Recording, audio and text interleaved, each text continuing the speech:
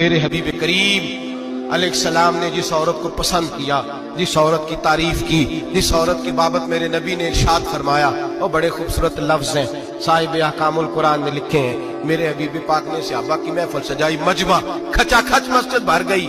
حضور نے فرمایا بول کے بتاؤ خیر النساء کون سی ہے، عورتوں میں سب سے اچھی بی بی کون سی ہے، بول کر کے بتاؤ۔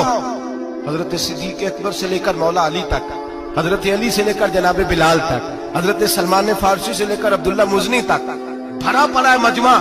حضور نے فرمایا بولو سب سے اچھی عورت کون ہوتی ہے؟ ایک صحابی کہنے لگے حضور جس کی نماز قضا نہ ہوئی ہو، فرمایا وہ بھی اچھی ہے پر تم میری مراد کو نہیں پہنچی۔ ایک نے کہا حضور جو خامد کی تابع دار ہو، فرمایا وہ بھی اچھی ہے پر تم میری مراد کو نہیں پہنچے۔ ایک صحابی نے کہا یا رسول اللہ جو پاک دامن ہو، حضور نے فرمایا تم میری مراد کو۔ حضرت علی فرماتے ہیں جب سب کے جواب غلط ہو گئے تو میں قد میرا چھوٹا تھا، میں پیچھے بیٹھا تھا، میں گردن جھکا کے پیچھے سے نکل گیا۔ سیدہ طیبہ طاہرہ حضرت فاطمہ الزہرا رضی اللہ تعالی فرماتے ہیں بی بی صاحب کے پاس پہنچا، میں نے کہا فاطمہ حضور نے سوال کیا ہے۔ تو حضرت فاطمہ بھی گویا مسکرا کے کہنے لگی علم کے شہر کے دروازے تو آپ ہی ہیں، تو آپ یہاں آ گئے۔ کہا حضور نے سوال کیا ہے اور مجھ سے لے کر ابو بکر عمر عثمان غنی تمام کو کسی کو جواب نہیں آیا۔ حضور نے پوچھا بہترین عورت کون ہوتی ہے، بہترین خیر النساء بہترین بی بی کون ہوتی ہے؟ حضرت سیدہ فاطمہ کہنے لگی علی بڑی سادی سی بات تھی، سمجھ نہیں آئی؟ کہ فاطمہ بتلا دو اتنی سادی ہے تو۔ حضرت فاطمہ کہنے لگی سب سے بہترین عورت وہ ہوتی ہے نہ کبھی غیر محرم نے وہ بی بی دیکھی ہو۔ اگلے جملے بھی یاد رکھنے، اور فرمایا نہ اس بی بی نے کبھی کوئی غیر محرم دیکھا ہو۔ صرف مرد پہ پابندی نہیں کہ وہ عورت نہ دیکھے، فرمایا عورت پہ بھی پابندی ہے کہ وہ بھی غیر محرم کا چہرہ نہ دیکھے۔ فرمایا بی بی نے بھی غیر محرم نہ دیکھا ہو، وہ خیر النساء ہے، وہ سب سے اعلیٰ۔ حضرت علی کہتے میں جھٹ سے آیا، پیچھے بیٹھا، بات ابھی جاری تھی، میں نے ہاتھ کھڑا کر دیا، میں نے کہا حضور میں بتاؤں؟ نبی پاک نے فرمایا بتلاؤ۔ تو کہتے میں نے کہا حضور بہترین بی بی وہ ہوتی ہے جس نے نہ کبھی غیر محرم دیکھا ہو اور نہ غیر محرم نے کبھی اسے دیکھا ہو۔ علی فرماتے ہیں میں نے جواب دیا تو میرے رسول کی آنکھوں میں آنسو آ گئے، حضور روئے اور فرماتے ہنستے مسکراتے اچانک صحابہ کے آنسو برسنے لگے، مجمع پہ کیف سا طاری ہو گیا، آنکھیں برسنے لگی۔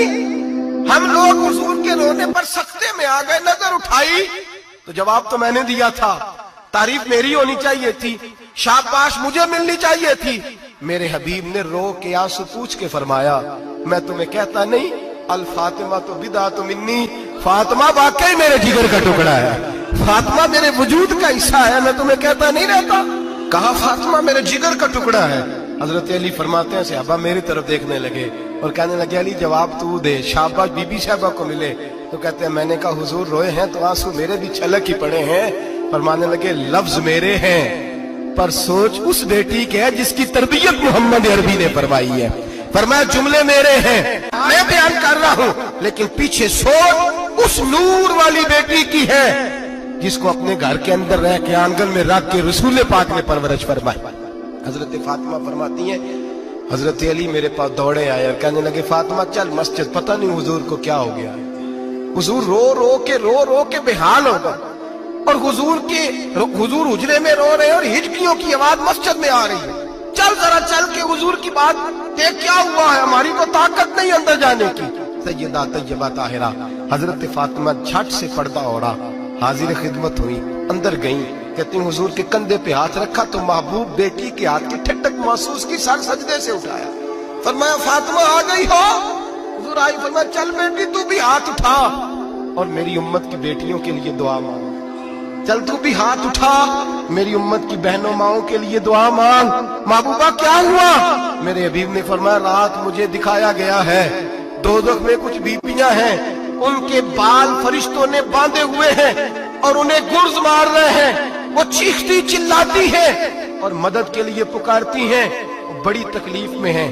تو بی بی صاحب عرض کرتے ہیں یا رسول اللہ ان کی غلطی کیا ہے؟